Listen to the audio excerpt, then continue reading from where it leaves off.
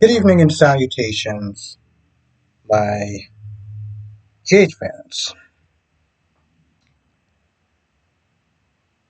Christina. Christina has been vexing fans for a very, very, very long time. My issue with my issue with some of the hate, I guess if that's what you want to call it, is when people will snip their coming at the actress, right? Because it always generally comes down to how the character is written. Okay? And how the character has been written has been just terrible. That's been my only issue with them. Because the thing is, when it really comes down to these stories and characters and stuff like that, characters don't mind a flawed character. How actually tell you the truth, most fans actually encourage a flawed character. But the problem with her is that her flaws are just so goddamn irritating that it just becomes insufferable to watch. And because this character is being played by an older actress, the things that she's doing, let's put it this way, if Jocelyn was doing it, we would still find it to be irritating. But then, people could sit there and say, well, the whole young and dumb sort of thing as an excuse to why she's doing so much stupid shit. The problem with Kate Mansing is that she's an older Christina. And in the beginning, it's like Alexis isn't there dealing or disciplining her child, not her grown adult daughter, but her child. Okay? The fact that Christina was like, well, she provoked me, and I wasn't thinking straight. It's like you nearly ended someone's life. And the only thing you can sit there and say is somebody else provoked you? Are you are you serious? This is what a grown ass 30-something-year-old woman is sitting there saying as a reasoning to unaliving someone. And the results was other people could have got hurt by it. But that was her emotional version of logic. Somebody else did something to me and I wasn't in my right mind, so clearly it's not your fault. They did it to me, so it's their fault. Right there, right then and there, it's like this is where the scene kind of just goes downhill. And anybody who sat there and said, you know what, maybe I'll give Christine another chance. Woke up today, 3 o'clock, it was like, well, I try. Because of that. Now, Alexis tells her the truth, all of it. And, she feels bad, but, in reality, she doesn't want, she's like, this is my fault and everything like that, and this is the reason why you practically try to have me committed and everything like that, and she wants to sit there and get her dad involved. And Ava's pretty much like anything that happens to Ava and Rick, and all three of them are going to jail. Now, my issue with Alexis is like, how long are you going to keep doing this? Like, what's your plan? Because this isn't a plan. Giving them money is not a plan. Okay, it may be a lot of money in there, but that money don't belong to them. It doesn't. It doesn't belong to Ava. It doesn't belong to Rick. This is wrong on so many levels. Okay, so I have an issue with this, and it's all because he's not there trying to protect her grown-ass adult daughter from consequences and things that she did. So you're stealing from a goddamn baby. And Christina Smith is saying, you're the mother of the year. Yeah, when you say it when you think of it like that, none of that sounds right. But that's essentially how that scene goes. I honestly do think that they are going out their way to just make fans, I hate saying this word, hate Dante.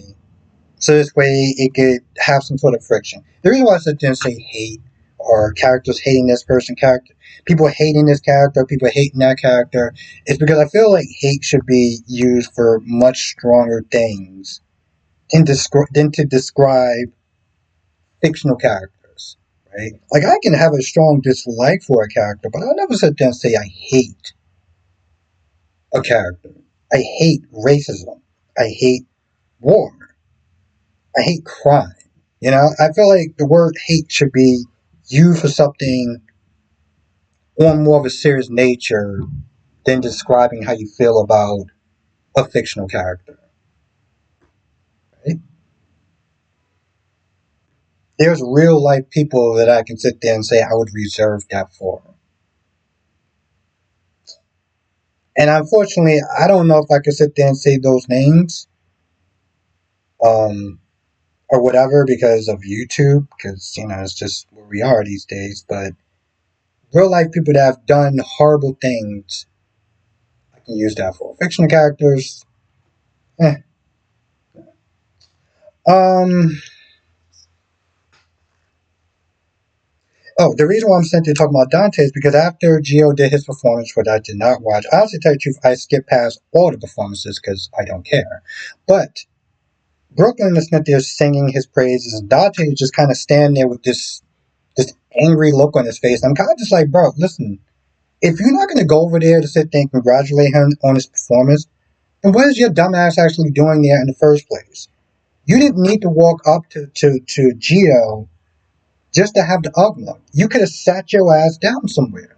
You didn't need to do that. So why are you there for? And this is what I'm sitting there talking about. They're going out their way to make people dislike Dante.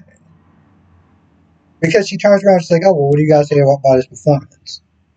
And he's just standing not saying shit. I'm like, if I just finished doing something and somebody's sitting there giving me compliments and the other person's kind of just standing there just not, I'm like, why are you here? I would just flat him like, why are you here? You clearly don't like me. You clearly think very lowly of me, so why are you here? Why? I mean, like, why are you here? There's a nice, comfy seat with your goddamn name on it. I suggest you sit there and sit your ass down somewhere. Because all that was unnecessary. Um, Isaiah said what he said to Sitwell. I'm like, you know, Sitwell should just sit there and just make an example out of Isaiah just for the disrespect that he was giving him, and I'll be totally okay with it. Because all that, oh, I'm glad your money's doing something good other than the normal blood, than the normal like blood money or whatever. And it was just like, are you serious? You walked up to essentially a warlord to sit there and say something like that. And I think he's only ballsy enough to say that because he feels that Jordan is there and being watched by so many people. Because otherwise, if this was back in South Africa, wherever they were from, he wouldn't have said that shit. I mean, he wouldn't have said that if he like actually having his fingers and legs and just the simple act of breathing. But it's amazing how much confidence you can sit there and have when you know that they can't necessarily come at you. So that false bravado that he was having was just like, yeah, whatever. Um, Jocelyn, see, this is what I'm talking about. After Jocelyn and Trina and other people give Drew and Willow the stink eye, Willow decides to use the restroom. Jocelyn, being the immature little troll that she is, decides to go in the bathroom to essentially have a fight with her, right? Because it wasn't really necessary for her to do. She just did it because she was in her feelings, right? And she walks in there and she's like, you're not taking Michael's children. Um, they're not just Michael's children, though, are they? See, I replayed this scene in my head over and over and over again. Because I didn't want to sit there and come across as just like, calling her a bunch of names and mocking her and all that other stuff. I didn't want to, start crashing out over a fictional character. But I'm like, girl, they're not just Michael's kids. So I don't know why you keep sitting there speaking like, oh, you're not taking Michael's kids. Wiley is legally adopted. And the last time I checked, Amelia did come out of her vajayjay. So, yeah. Now she says something back. They go back and forth. All this is just really unnecessary. I don't like the idea that she's like, oh, well, the kids belong with me. I don't like Will Smith saying that because I'm like, it took two to sit there and make those kids, or at the very least, one biologically. So I'm not, I'm not in favor of that either. Anyway, Drew told Portia to go and check on Willow, but Portia is like, no, I'm not going to do it. This is a fun event. So Drew decided to do it. Justin's like, you're in the women's room. Stays like this that it just reminds me of just how immature and how insufferable Jocelyn can truly be. Um, anyway, she says what she says. She smiles because she's all like, "Ooh, I did something good." I'm like, "Yeah, sure, Jocelyn. You keep telling yourself that." Lulu does finally confront Lois and basically says that I know that Gio is Dante's son. That's the ending. Also, Spinelli was there after some performance that I didn't really give a shit about watching, and I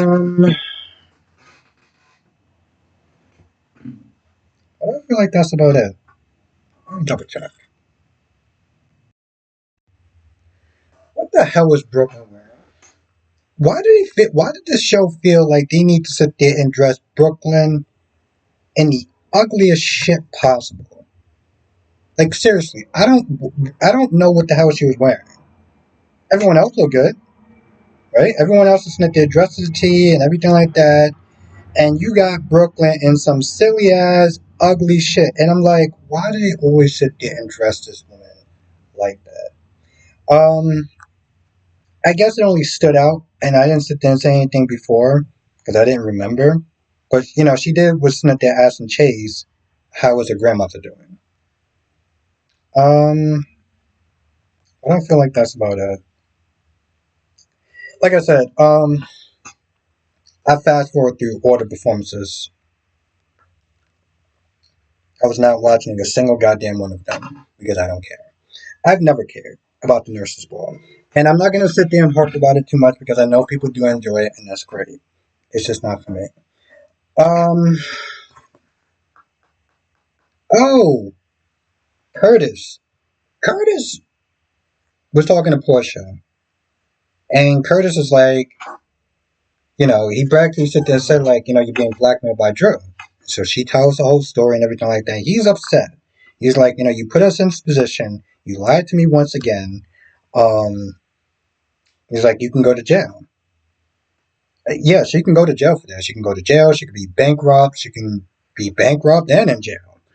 Um, And she kept saying, at first it was a hospital matter, so I didn't really sit there and kind of get into it. But then once Drew got into it, I thought I can handle it. It's just one of those things she was like, oh, I thought I can handle it. And I couldn't. And he's pretty much like, you essentially you ruin our marriage.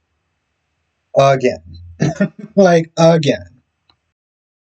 He was like, you ruin our marriage again. And, yeah, that's essentially what wound up happening. But we all knew this was coming, you know. We knew that was going to end up happening. And whether he stays with her or not, it's whatever.